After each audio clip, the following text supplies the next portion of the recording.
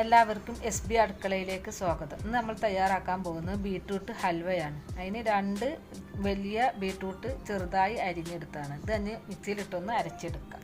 മിക്സിയിലേക്ക് ഇട്ട് കൊടുക്കാം.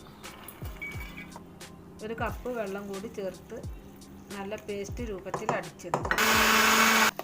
അപ്പോൾ ഇതുപോലെ നല്ല പേസ്റ്റ് രൂപത്തിൽ അരച്ചെടുത്തിട്ടുണ്ട്. ഇനി നമുക്ക് ഒരു അരിപ്പ വെച്ച് അരിച്ചെടുക്കാം.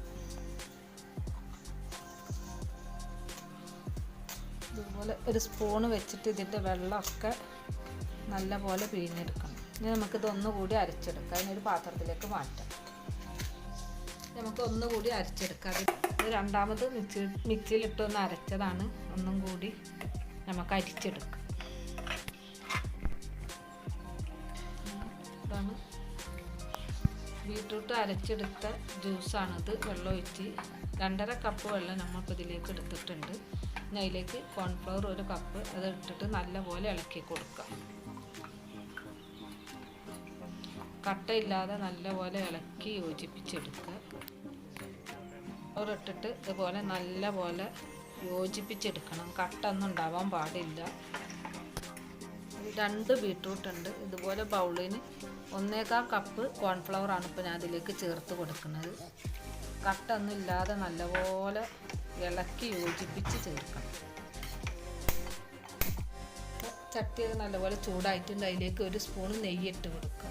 നെയ്യ് നല്ലപോലെ ചൂടായി നമുക്കിതിലേക്ക് കശുവണ്ടി ഇട്ട് കൊടുക്കാം. കശുവണ്ടിയൊക്കെ ആയി വന്നിട്ടുണ്ട്. അതിലേക്ക് കുറച്ച് മുന്തിരി ഇട്ട് കൊടുക്കാം. കശുവണ്ടി മുന്തിരിയൊക്കെ നല്ലപോലെ മുരിഞ്ഞ് വന്നിട്ടുണ്ട്. നമുക്കത് കോരി മാറ്റാം. ഞാൻ നെയ്യിലേക്ക് തന്നെ നമുക്ക് കോൺഫ്ലവറും ബീട്രൂട്ടൊക്കെ അരച്ച് വെച്ച ജ്യൂസ് ഇതിലേക്ക് ഒഴിച്ച് കൊടുക്കാം. ഇത് നല്ലപോലെ കയ്യിൽ വെച്ച് ഇതുപോലെ ഇങ്ങനെ ഇളക്കി കൊടുക്കണം. കുറച്ച് കട്ടിയാവുന്നത് വരെ നല്ല തീയിലിട്ടിട്ടാണ് നമ്മൾ ചെയ്യേണ്ടത്. അത് കുറച്ച് കുറുകിയതിന് ശേഷം തീ കുറച്ച് കൊടുക്കാം. നല്ലപോലെ വെള്ളമൊക്കെ വറ്റി കുറുകി വന്നിട്ടുണ്ട്. നമുക്ക് തീ കുറച്ചിട്ടിട്ട് ഇളക്കി കൊടുക്കാം. വെള്ളം വറ്റി വരുമ്പോൾ കൈ നിർത്താതെ ഇതുപോലെ ഇളക്കി കൊടുക്കണം. അല്ലെങ്കിൽ അടിയിലൊക്കെ പിടിച്ച് പോകും. നല്ലപോലെ കട്ടിയായി വന്ന് അതിലേക്ക് മധുരത്തിന് ആവശ്യമായ 3/4 ബൗള് പഞ്ചസാര ഇട്ട് കൊടുക്കുക. മധുരം കൂടുതൽ വേണ്ടവർ കൂടുതൽ ഇട്ട് കൊടുക്കുക. ഞാൻ കുറച്ചേ മധുരം ഇട്ടിട്ടുള്ളൂ.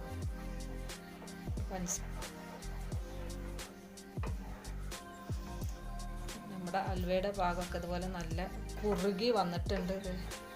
സൈഡൊക്കെ വിട്ട് വിട്ട് വരുന്നുണ്ട്. നമുക്കിതിലേക്ക് 1 സ്പൂണും കൂടി നെയ്യ് ഒഴിച്ച് കൊടുക്കാം.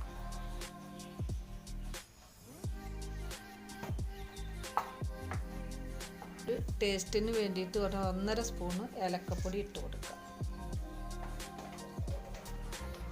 മധുരമൊക്കെ ബാലൻസ് ചെയ്യാൻ വേണ്ടിയിട്ട് കുറച്ച് ഉപ്പ് കൂടി ചേർത്ത് കൊടുക്കുക.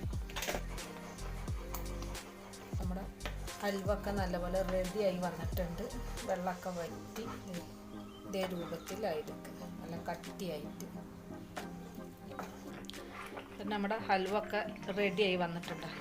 ഈ പരുവത്തിലാവുമ്പോൾ തീ ഓഫ് ചെയ്യാം. ഇത് നമുക്കൊരു പാത്രത്തിലേക്ക് മാറ്റാം. ഒരു ഭംഗി കിട്ടാൻ വേണ്ടിയിട്ട് അടിയിൽ കുറച്ച് തേങ്ങ ചിരകി ഇട്ട് കൊടുക്കുക. കുറച്ച് കശുവണ്ടി മുന്തിരി. തേങ്ങ വേണ്ടവർക്ക് ഇട്ടാൽ മതി. ഞാനൊരു ഭംഗിക്ക് വേണ്ടി ചെയ്തെന്നുള്ളൂ.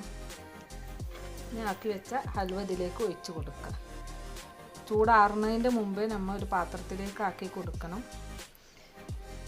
പ്ലേറ്റിൽ വേണമെങ്കിൽ അങ്ങനെയും ചെയ്യാം. ഞാൻ ഈ പാത്രത്തിലാണ് എടുത്തിട്ടുള്ളത്. 2 മണിക്കൂർ നേരം വെച്ചാൽ നല്ല ഹലുവ നല്ല കട്ടിയായി തണുത്ത് കട്ടിയായിട്ട് വരും. ഇതിന് മുകൾ ഭാഗത്ത് കുറച്ച് തേങ്ങ ചിരകിയത് ഇട്ട് കൊടുക്കുക. കശുവണ്ടി മുന്തിരി അത് ഇട്ട് കൊടുക്കുക.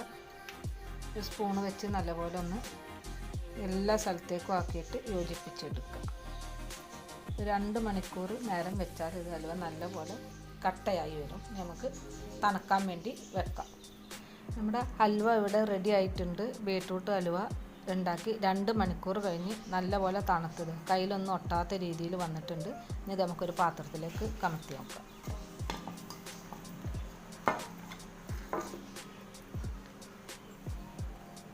ഇത് നമുക്കൊന്ന് മുറിച്ച് നോക്കാം.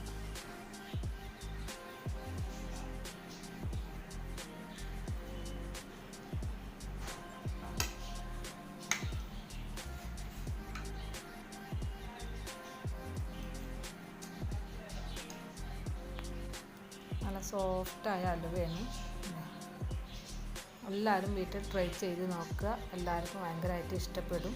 കുട്ടികൾക്കൊക്കെ നല്ല രീതിയിൽ ഇഷ്ടപ്പെടുന്ന ഒരു ഹലുവയാണ്. എല്ലാവരും ട്രൈ ചെയ്ത് നോക്കുക. വീഡിയോ ഇഷ്ടമായാൽ ലൈക്ക് ചെയ്ത് സബ്സ്ക്രൈബ് ചെയ്ത് സപ്പോർട്ട് ചെയ്യുക.